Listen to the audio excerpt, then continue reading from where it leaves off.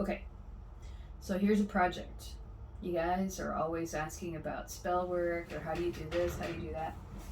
So, this is something that you can do. And by the way, before anybody asks, I got this at the Texas Thrift. Apparently, it's a video game. No, I'm not trying to make a statement. I just liked the shirt. As a matter of fact, I think my mom got it for me, so don't come for me.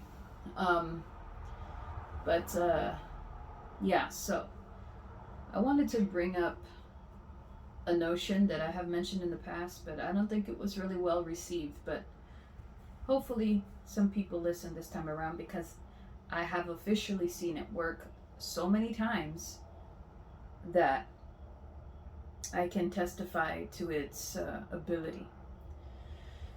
So, no matter where you live, get yourself a tree or a plant.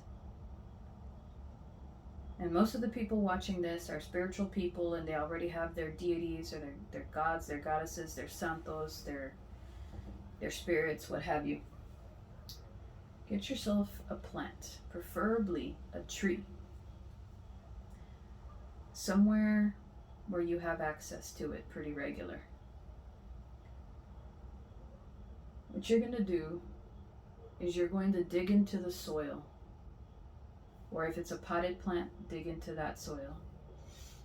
And whatever associations that spirit has to them, you're going to bury them in that soil. Now that soil and that ground is going to be the base of your homage, of your space, of your altar, whatever you want to call it. But this is going to be a living, conscious altar. And this is not a new concept. Once you do that, you're going to nurture that plant as if it was your very own child. You're going to nurture that plant as if it was your god, your goddess, your spirit, whatever. You're going to treat it with the utmost respect because it is a living being and it is now harnessing the energy of the spirit in question. So, once it's grown and once it's absorbed the nutrients and the essence of these items that you put in its soil, what you can do is, if you can hang or decorate the tree with images or the likeness of that spirit, which will even more so designate the energy within that plant or tree. Now, this is where it gets good. Say you've been doing that for like a couple months, a few months, and whatever tree or bush or plant it is really starts to bloom and blossom. If you're a person who does malefic work, you can use now the energy of that plant to put in your workings, and it'll amplify your workings because now it is a living vessel. It is a living altar, and it is the essence of that spirit itself in your workings. When you add a leaf, a flower, a seed, a branch, a root, any of those things, they can all have significance. Add a seed to make something grow. You can add a leaf for the essence of the plant itself with the livelihood of the spirit. Use your imagination. You can add a flower to either make something bloom or watch something rot, because flowers do eventually wither and die, as will the leaf or the branch. The branch you can actually add as yet again another offering, or you can use it for carving, a carving tool. See, the sky's the limit, but the point is, what you're doing is you're taking a living vessel and turning it into a vessel for your spirit and a tool for your workings. And you know, Once you're done, it's done, and you go back to nurturing it. You go back to taking care of it. Now, this tree, as I've mentioned in past videos, will also be your radar. It'll be your indicator for oncoming attacks. If it starts to wither and die, obviously something's up. Either the spirit in question is not having it, or you're getting a warning. I swear to you, trees will talk to you. Plants will talk to you. And they will give you signs.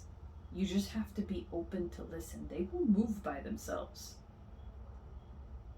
They move by themselves anyway, but they will move in a manner in which you can see them. Like my fern is moving right now. Its leaves are moving, they're shifting. And it'll give you signs. You just have to understand how to develop the language between you and that plant. It's helpful if you have already established a method of communication with you and that spirit already.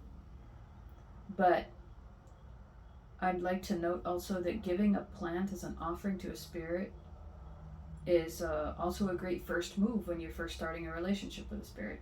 Find out what plants or trees are associated with that spirit. So this is just a method that I've seen work. It's a great way to also be a space saver. It's also a great way to interact more with nature. And it's also a great way to connect on a more real level with your magic. Because a lot of times when you're putting herbs and you're putting oils and you're putting, this and that in your spell work, you probably got it dried from an online shop, or you probably got it local from a shop and it's all dried already. This would be interacting with a live, for all intents and purposes, breathing, functioning, conscious, existent being as part of your spiritual homage and your workings. So I just wanted to share that little bit of info that I have learned through trial and error is a really productive manner for deity homage, for spell work, and for tethering yourself and connecting yourself better to the forces that be.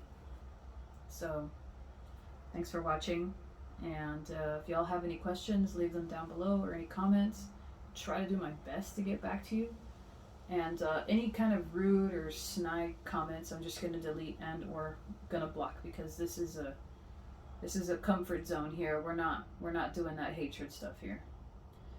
And if you would like any readings, let me know. You can book them on my Etsy page, and also check out my Etsy shop, La Casa Calacas on Etsy.